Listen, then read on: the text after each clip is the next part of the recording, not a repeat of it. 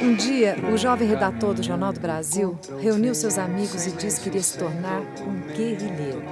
Um sequestro, um exílio e muitos livros depois, o hoje deputado mudou de fronte, mas não deixou de ser um guerrilheiro. A busca da sociedade perfeita deu lugar à revolução de costumes e à causa ecológica. Fernando Gabeira continua incomodando, questionando e convidando a pensar. Fernando, em 1969, você trabalhava como jornalista e entrou para a clandestinidade como militante do MR8, o Movimento Revolucionário 8 de Outubro. Como é que foi essa transição, esse momento de um jovem, né? Você tinha o quê? 28 anos. Um pouco, 28 Não tão anos. garoto, mas enfim, um jovem que diz, é uma decisão, né? Você pensou, como é que foi essa transição? Olha, foi uma decisão irresistível, porque nós já vínhamos nos preparando para isso. Em 1967, eu já havia ido estudar na Inglaterra e me lembro que nós fazíamos um curso de jornalismo e éramos algumas pessoas de países do terceiro mundo. E eu me lembro de um etíope com quem eu convivia mais diretamente, e um sudanês, e nós falamos sempre que nós conversávamos, falamos em revolução. Cada vez que nós falamos era revolução, revolução, revolução. Quando eu voltei para o Brasil, a ideia de uma revolução não conseguia me abandonar. E diante do Jornal do Brasil, na Avenida Rio Branco, passavam os estudantes fazendo as primeiras manifestações. Então, do impulso de entrar na manifestação, foi facílimo, foi só descer 3 andares de escada, não foi preciso mais. Do impulso de entrar nas manifestações, participar daquele movimento de massa e entrar na luta armada, na clandestinidade, também não foi uma coisa difícil, porque o Brasil também nos ajudava muito para isso.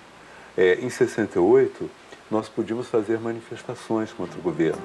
Nós fizemos aquelas manifestações dos 100 mil, e íamos para as ruas, cantávamos, e era muito mais livre em comparação ao que viria depois.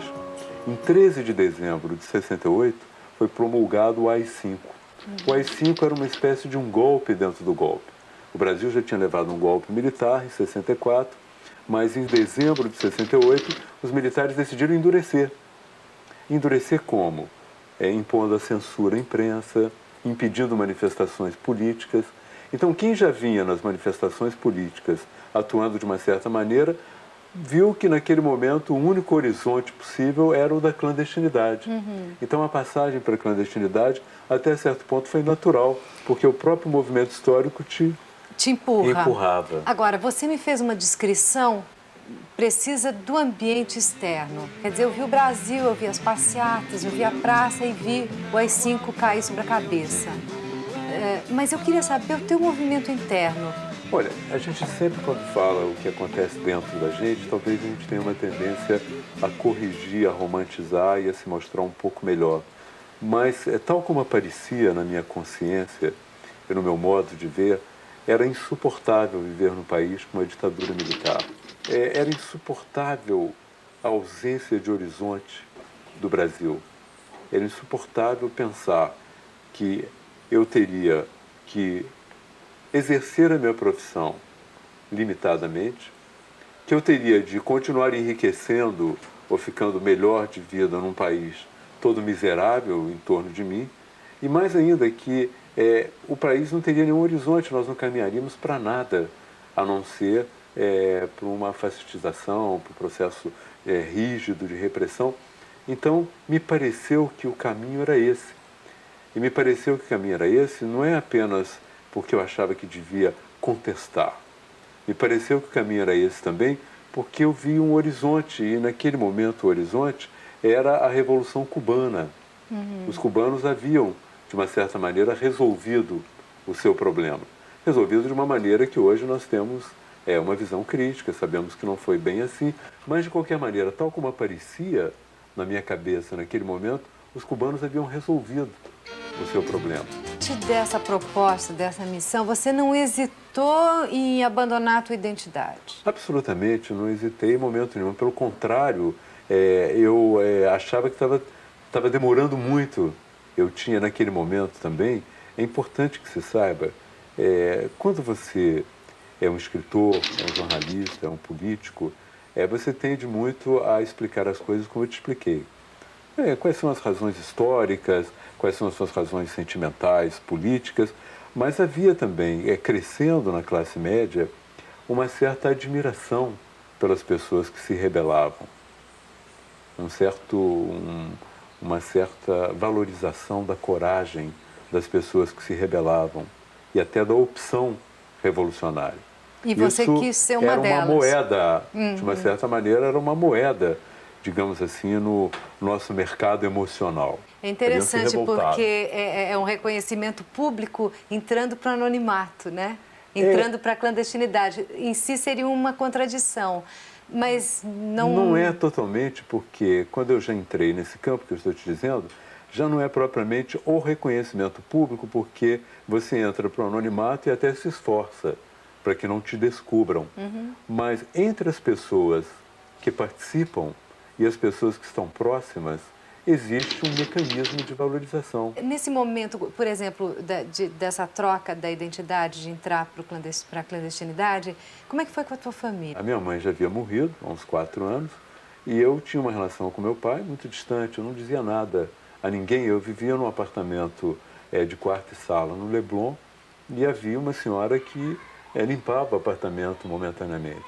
Eu creio que houve uma certa dificuldade para ela, porque eu não pude explicá-la rapidamente o que aconteceu. Ela continuou indo para tentar limpar o apartamento, mas eu já havia desaparecido. Então, ela realmente não pôde acompanhar. Mas você não tinha ninguém próximo, família, amigos que não tivessem envolvidos? Ninguém, nenhuma perda? Eu tinha muitos amigos, eu tinha muitas perdas.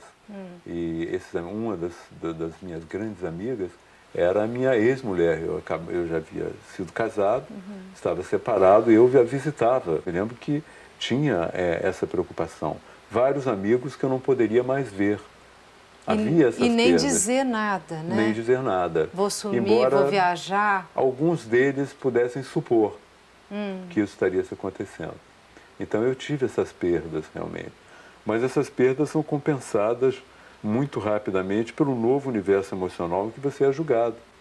Você é julgado em casas que há pessoas, você fala com os amigos, você convive com pessoas que estão arriscando a vida junto contigo, entende? E nessa sua fantasia, porque tinha um grau de fantasia, Claro. né? Tinha o heroísmo, né? Claro. Dentro dessa... quem eram os seus modelos? Quem era o exemplo a seguir?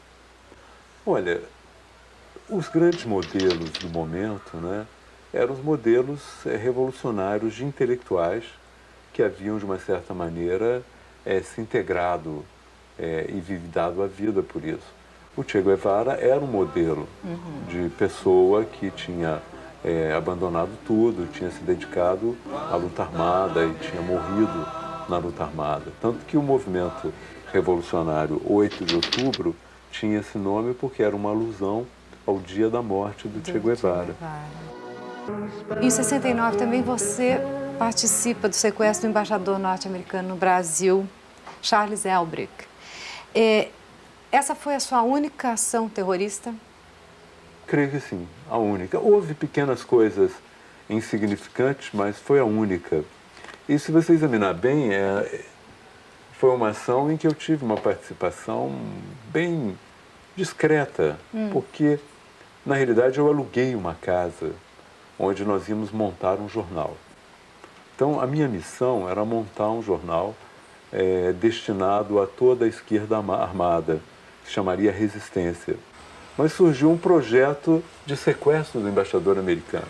E surgiu de onde esse Surgiu projeto? do entendimento de duas organizações políticas e da observação da fragilidade dos movimentos do embaixador americano, que se deslocava sem uma grande proteção.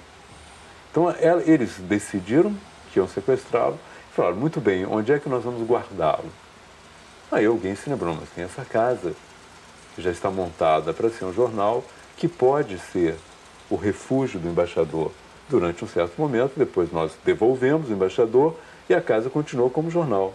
Então, primeiro elemento da participação minha nesse sequestro foi ser uma espécie de anfitrião do embaixador que iria para casa. Eu não sei se o termo seria exato, porque não tem as mesmas características, nem as mesmas regras de gentileza que um anfitrião deve ao hóspede, mas de qualquer maneira foi para lá que ele foi. E na cabeça de vocês era uma divisão maniqueísta, assim, nós somos do bem e eles são do mal? Para que você realize coisas desse tipo, é preciso que haja essa relação maniqueísta. Nós somos do bem e eles são do mal. Mas é um tipo de relação que não dura muito tempo quando você começa a conviver com aquele que é do mal. Por exemplo, quando o embaixador americano foi sequestrado e ficou sob a nossa guarda, evidentemente que nós passamos a nos interessar por ele. Nós começamos a conversar, ele emitiu opiniões sobre coisas do Brasil e sentimos que ele não era comprometido tanto com a repressão no Brasil, que ele estava sinceramente surpreso com a existência de tortura, com a existência das barbaridades que os militares faziam. Mas vocês mostravam, ou queriam mostrar para ele, por exemplo, ou vocês se sentiam... No princípio de 69, e fui ser preso já no princípio de 70. Um ano. Então passei um ano, mais ou menos. Como é que era a rotina dessa vida? Depende. Quando você ainda não estava... Existe um momento da clandestinidade que era o momento em que você ainda não era queimado para a polícia. A polícia não te conhecia e não estava te buscando. Então era acordar às 5 horas da manhã, ir para as portas de fábricas fazer panfletagem. Então a gente ia para a porta de fábrica, a gente distribuía panfletos sobre a classe operária. Durante o dia fazia reuniões, entende, com companheiros, fazíamos grupos de estudo e também dávamos assistência a grupos de simpatizantes. E quando você estava queimado? Quando você estava queimado, no nível que nós ficamos queimados, aí nós fomos para a geladeira. Estar na geladeira significava o seguinte: você não podia sair do lugar. Então eu ficava na casa de pessoas que nos davam abrigo e que iam trabalhar. Então eu tinha que ficar dentro da casa da pessoa enquanto ela estivesse fora sem fazer barulho. Todo dia, mais ou menos, me esgueirando dentro do apartamento para não chamar a atenção dos vizinhos. Então era o dia inteiro lendo, escrevendo e tentando, cozinhando, limpando a casa. Exatamente. A gente sempre ouve muitas críticas de comunistas, né, dizendo que na época a esquerda era muito ingênua. Você compartilha com esse pensamento? Eu acho que havia uma ingenuidade, e essa ingenuidade talvez fosse também uma leitura inadequada do que aconteceu em Cuba. A Revolução Cubana, a maneira como ela se autorrepresentou, a maneira como ela se contou, deu a impressão de que era fácil reproduzir, talvez, o seu modelo. E acho que havia muita ingenuidade, sobretudo, numa expectativa de que o povo brasileiro ia se entusiasmar com a perspectiva de uma luta armada. Mas, por exemplo, nessa consciência ideológica, entre a teoria e a prática, teve uma grande diferença com os exemplos de outros países. Vocês enxergavam exemplos de totalitarismo de outras nações ou vocês não tinham essa noção? Olha, ainda havia uma visão muito precária. Nós só fomos conhecer bem o socialismo real, quer dizer, o que deu o socialismo, quando nós fomos para o exílio. Antes havia até uma certa romantização. Nós simplificávamos isso, dizendo que o socialismo, de um modo geral, era excelente. Ele caminhava para uma sociedade muito mais justa. Mas que aquelas sociedades eram dominadas pela burocracia. E que, uma vez liberta da burocracia deformante, elas seriam sociedades quase perfeitas, não é? Gabeira, em 70 você foi baleado, né? Você toma um tiro que te atinge o estômago... O rim e o fígado. O rim e o fígado. Como é que foi essa cena? Como é que isso aconteceu? Bem, aconteceu em São Paulo. Eu acho que aconteceu um pouco por imprudência minha. Eu tinha uma tarefa de fazer um trabalho operário em São Paulo. E vivia com um companheiro operário, que era o meu contato para fazer organizar de alguma maneira os metalúrgicos que se interessavam pela luta armada e tal. E ele foi preso e não voltou para casa. E nós tínhamos, evidentemente, um código através do qual nós temos que sair imediatamente quando o outro é preso. Se ele não apareceu no encontro marcado, é sinal de que ele foi preso, ele caiu, você tem que trabalhar com a hipótese de que ele foi preso. E eu demorei um pouco a sair da casa. E fui a um bar fazer uma compra para sair, chegou a polícia e me cercou. E no que me cercaram, eu estava com um jeans e uma camiseta branca, me lembro. E você estava armado? Não, nesse momento não. Eu fui ao bar fazer uma compra. E por que atiraram em você? Eles atiraram pelo seguinte, porque eles me prenderam e me renderam contra um barranco. Eram dois caras com metralhadora, mais um com uma pistola, se não me engano. E quando eles me renderam contra o barranco, eu observei a situação. E num gesto de corpo, eu fingi que fui para um lado e consegui escapar por entre eles. E já ia me julgando lá num matagal na frente, onde eles não me alcançariam. Aí eles começaram a atirar pelas costas.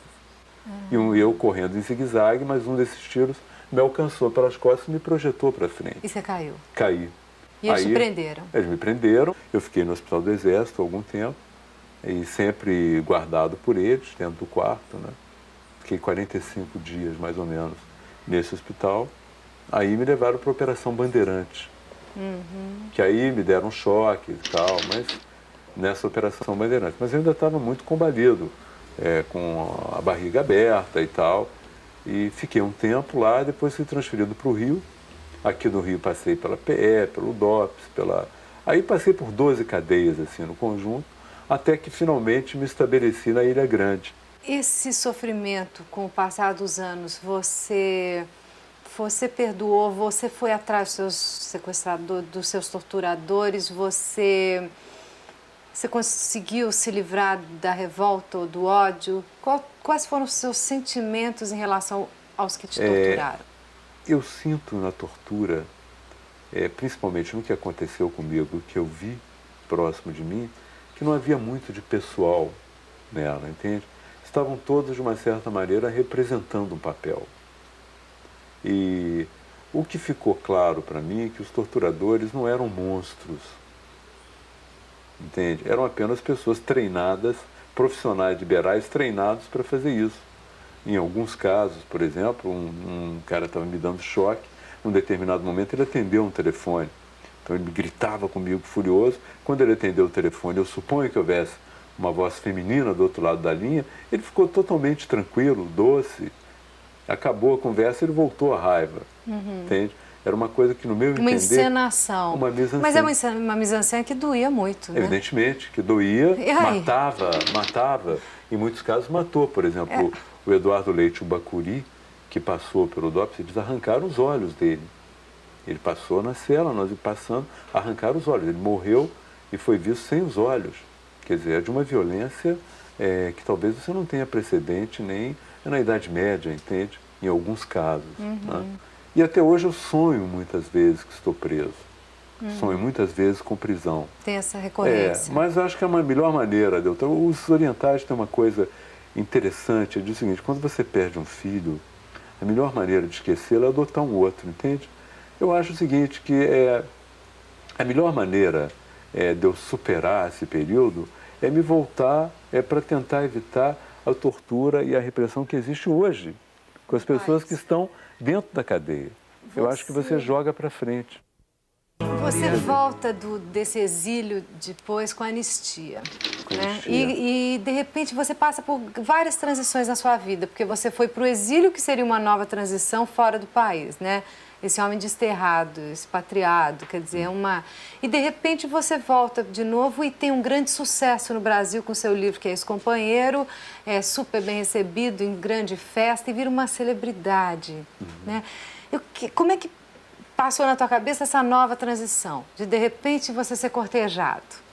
Olha, evidentemente que toda essa situação foi muito boa para mim. Primeiro porque eu passei por um longo período de exílio, onde você tinha trabalhos muito difíceis, tinha uma vida difícil, e onde eu tinha perdido muitas das minhas referências. Eu era apenas um imigrante, vivendo como imigrante, estava até me acostumando com isso, entende? De viver como uma pessoa entre as outras. Mas a volta foi muito interessante porque me permitiu falar com pessoas amigas, rever pessoas amigas e ter essa... E você causou um grande espanto voltando, porque você criou uma enorme polêmica quando foi à praia de tanguinha de crochê. Por que você causou tanto espanto? Eu acho que o problema é o seguinte, quando nós saímos e quando nós vivemos no exílio e voltamos, nós, de uma certa maneira, ficamos conhecidos e admirados por uma coragem, entre aspas, viril, entende? De termos enfrentado a ditadura militar, temos passado com alguma dignidade pelos porões da prisão e passado por um exílio também com alguma dignidade. Então, quando nós voltamos, nós éramos uma espécie, assim, de exemplos de pessoas que viris, corajosas e tal. E não era possível por incrível que pareça, no imaginário de algumas pessoas, a coragem não se associa com o feminino. Você que foi tão punido por um crime, como você vê a grande impunidade aos crimes brasileiros? Olha, é uma coisa assustadora, não é? O que acontece. Eu acompanhei não só o processo do impeachment, como acompanhei também agora essa nova fase, onde os deputados estão sendo processados. Eu acho que é uma coisa assustadora como eles roubaram tanto dinheiro do país, como eles não são punidos, como eles continuam tentando sobreviver. O próprio ex-presidente Collor, um homem que hoje continua em liberdade, até hoje não foi julgado, eu não creio que será julgado tão proximamente. Então eu acho que realmente é assustador essa impunidade no Brasil. É um dos grandes problemas da sociedade brasileira. À beira de tudo que você fez, da trajetória da sua vida, que é muito interessante, se fosse para voltar ao filme, você faria tudo outra vez? Olha, é muito difícil voltar o filme. Se eu não soubesse de tudo, talvez eu corrigisse alguma coisa, mas eu faria. Faria, não me arrependo, entende? Acho que foi, de todos os erros que eu podia cometer naquele momento histórico, foi o mais fascinante, entende? E eu acho que eu cometeria de novo e valeu a pena. Tá bom. Muito obrigada, Pera. Obrigada pela entrevista. Obrigado.